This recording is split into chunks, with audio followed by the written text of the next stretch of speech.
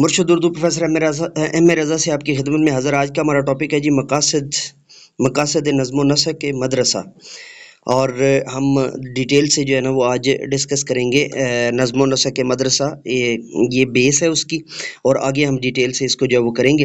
مدرسے کے نظم و نسق کے مطابق چلیے شروع کرتے ہیں جی۔ مدرسے کے نظم و نسق کے مقاصد بتانے سے پہلے ضروری ہے کہ تعلیم کا مقصد بھی بتایا جائے تاکہ ان مقاصد کی وضاحت میں آسانی ہو سکے۔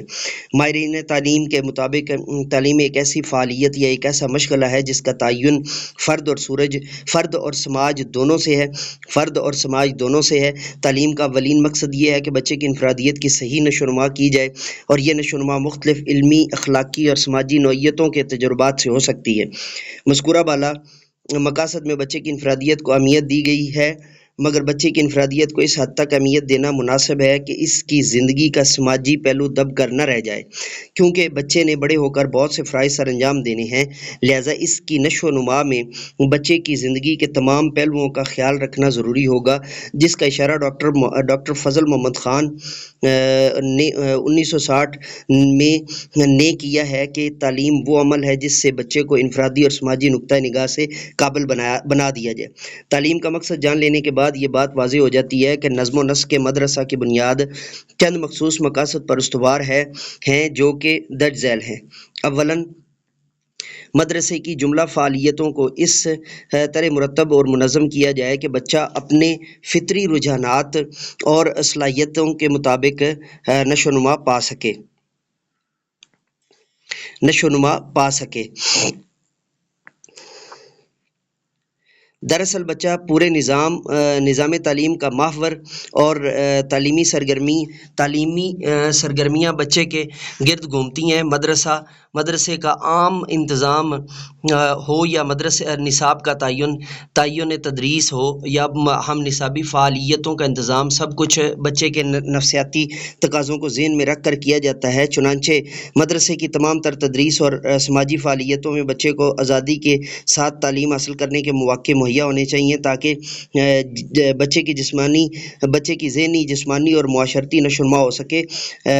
ثانیاً مدرسے کی تمام تحریکات اور فعالیتوں کا انتظام اس طریقے سے کیا جائے کہ بچوں میں دوسروں کے ساتھ مل جل کر کام کرنے کی صلاحیت پیدا ہو، وہ اس کام کو کر کے راحت محسوس کریں اور سوچ سمجھ کر مسائل سے عہدہ برا ہونا سیکھیں۔ اس کا مطلب یہ ہے کہ بچے کی بہترین انفرادی اور اجتماعی تربیت ہو۔ اس کے ساتھ ساتھ مدرسے کے نظم و نسق کو اس انداز سے چلانا ہوگا کہ مدرسے کے ہر فرد میں جمہوری عادات راسخ ہو جائیں اور فارغ التحصیل بچے عملی زندگی میں جمہوریت کے لیے تقویت کا باعث ہوں۔ نظم و نسق کے مدرسہ کے مقاصد پر تبصرہ کرتے ہوئے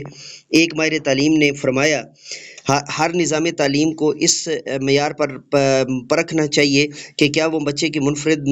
شخصیت کے نشو و نما میں مدد دینے کے ساتھ ساتھ بچے کو اس قابل بنا دیتا ہے کہ وہ پورے طور پر اپنے ترقی پذیر ماحول سے مطابقت کر سکیں، یا دوسرے الفاظ میں یوں کہیے کہ کیا ہمارے مدارس